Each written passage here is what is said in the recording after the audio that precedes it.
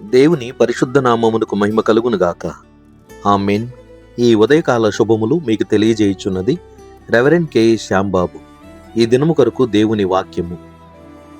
నా దీపం వెలిగించువాడవు నీవే, నా దేవుడైన యెహోవా చీకటిని నాకు వెలుగుగా చేయును. 18వ కీర్తన 28వ చరణము. దీపము అనగా జీవితము లేదా ఆత్మ. దావీదు తన జీవితములో ఎదుర్కొన్నటువంటి ప్రతి విధమైన శ్రమను, శోధనను, కష్టమును, బాధలను దేవునికి తెలియపరుచుచుండేవాడు. కనుక దేవునితో తనకున్న ఆత్మీయమైన సహవాసమును బట్టి దేవుని సన్నిధిని చేసిన విజ్ఞాపనములను దేవుడు ఆలకించి తగిన కాలమందు దావీదు జీవితమును చక్కపరిచి తన పరిపాలనమును, పరిచర్యను ముందుకు కొనసాగింపు చేశాడు. అందును బట్టి దేవుడు చేసిన కార్యమును గూర్చి సాక్ష్యమిచ్చుచు దేవుని నామాన్ని మహిమపరచుచు ఈ లేఖనములోని వాక్యమును కీర్తనగా పాడుతున్నాడు. దీపము అనగా ఆత్మ అని చెప్పవచ్చును. సామెతల గ్రంథము 20వ అధ్యాయము 27వ వచనము, యెషయా గ్రంథము 62వ అధ్యాయము 1వ వచనములో దీపము అనగా రక్షణ అని భావించవచ్చును. కీర్తనల గ్రంథము 119వ కీర్తన 105వ చరణములో వాక్యము అని వాక్యము ద్వారా తెలియజేయబడుతున్నది. సామెతల గ్రంథము 6వ అధ్యాయము 23వ వచనములో ఆజ్ఞ అని సంబోధించబడినది. కీర్తనల గ్రంథము 132వ కీర్తన 17వ చరణములో దీపము అనగా వంశము అని సంబోధించబడుతున్నది. లూకాసు వార్త 11వ అధ్యాయము 34వ వచనములో దీపము కంటికి పోల్చబడి ఉన్నది. ప్రియ సోదరి సోదరుడా, మన జీవితములలో ఆ దేవుని యొక్క కృప కొరకు కనిపెట్టుచున్నాము కనుక ఎదురవుతున్న ప్రతి శ్రమను దావీదు వలె దేవునికి విన్నవించగలిగినప్పుడు మన ఆత్మదీపము ఆరిపోకుండా దేవుడు కాపాడుతాడు. మన జీవిత దీపము ఆరిపోకుండా ఆయనే రక్షిస్తాడు. మన జీవితములలో వాక్యము ద్వారా, ఆజ్ఞ ద్వారా మన ఆత్మలను వెలిగించి రక్షణ పదమునందు మనలను, మన వంశములను కాపాడి అభివృద్ధి కలగచేస్తాడు. ఆత్మీయమైనటువంటి సహవాసములలో దేవుని యొక్క ఉద్దేశము అనేకములుగా తెలియజేయుచున్నాడు. అయితే యోబు గ్రంథము 18వ అధ్యాయము 5వ వచనములో భక్తిహీనుల దీపము ఆర్పివేయబడును, వారి అగ్నిజ్వాలలు ప్రకాశింపకపోవును. యోబు గ్రంథము 18వ అధ్యాయము 6వ వచనములో వారి గుడారములో వెలుగు అంధకారమగును, వారి యొద్దనున్న దీపము ఆరిపోవును అని.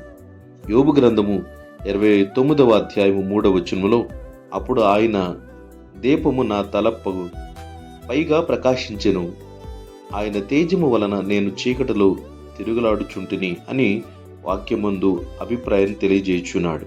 సామెతల గ్రంథము 13వ అధ్యాయము 9వ వచనములో నీతిమంతుల వెలుగు తేజరిల్లును, భక్తిహీనుల దీపము ఆరిపోవును. సామెతల గ్రంథం 20వ అధ్యాయం 20వ వచనములో తన తండ్రినైనను తల్లినైనను దూషించు వాని దీపము కారు చీకటిలో ఆరిపోవును అని.